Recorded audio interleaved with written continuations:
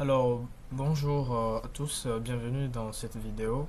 Dans cette vidéo, nous allons découvrir comment créer une propriété sur ImoGest.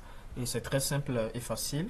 Alors, rapidement, après la création de votre compte, ensuite la configuration de votre compte, comme on l'avait vu dans la vidéo précédente, vous pouvez enregistrer ou bien ajouter une propriété. Et parce que grâce à ImoGest, vous avez la possibilité de pouvoir gérer plusieurs propriétés à la fois, ce qui veut dire que si vous avez beaucoup de clients, ces clients sont considérés comme des clients qui ont des propriétés qu'ils vous ont confiées en tant que peut-être agence immobilière ou soit société civile immobilière. Donc vous avez la possibilité de pouvoir ajouter ces propriétés et de pouvoir naviguer dans ces propriétés. Bien avant d'enregistrer une propriété, vous devez tout d'abord enregistrer un propriétaire, ensuite enregistrer maintenant cette propriété et associer le propriétaire à cette propriété. Alors, nous allons enregistrer un propriétaire et pour l'enregistrement du propriétaire, vous pouvez venir dans la section menu à votre gauche. Vous pouvez bien voir propriétaire et locataire. Donc, vous allez cliquer sur propriétaire, vous cliquez sur ajouter un propriétaire. Donc, vous enregistrez les informations du propriétaire, quel est l'identifiant du propriétaire. Vous avez la possibilité de générer. Et ensuite, vous choisissez la civilité du propriétaire, monsieur, madame ou mademoiselle. Le nom du propriétaire, vous pouvez mettre proprio test.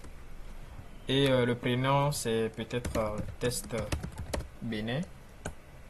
Ou bien nous pouvons mettre Ama et Kofi comme étant un bon email, de bonnes informations sur une personne. L'email, nous pouvons mettre amakofi@gmail.com. C'est l'email du propriétaire. Elle est facultative et donc il faut noter que les champs que vous remarquez qu'il y a des astérisques, ce sont des champs qui sont obligatoires. Donc le pays du propriétaire, vous choisissez le pays. Nous allons choisir le Bénin.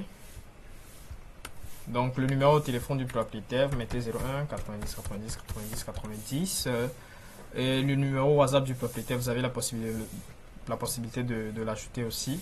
Et ici, l'adresse, c'est Akpakpa.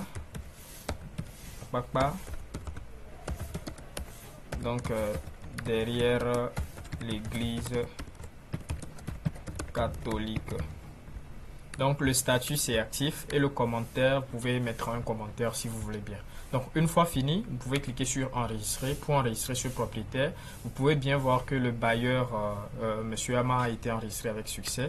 Et c'est bien le propriétaire que nous avons enregistré qui se trouve ici. Alors maintenant, une fois fini de créer ou soit d'enregistrer le propriétaire, vous pouvez maintenant retourner dans la rubrique propriété et ajouter maintenant une propriété. Maintenant, dans la rubrique propriété, vous avez la table de données des propriétés et vous pouvez cliquer maintenant sur ajouter une propriété et ensuite enregistrer les informations d'une propriété en associant le propriétaire. Donc, vous allez cliquer sur enregistrer. Nous allons aller plus rapidement. C'est une propriété individuelle. Donc, on peut mettre maison AMA.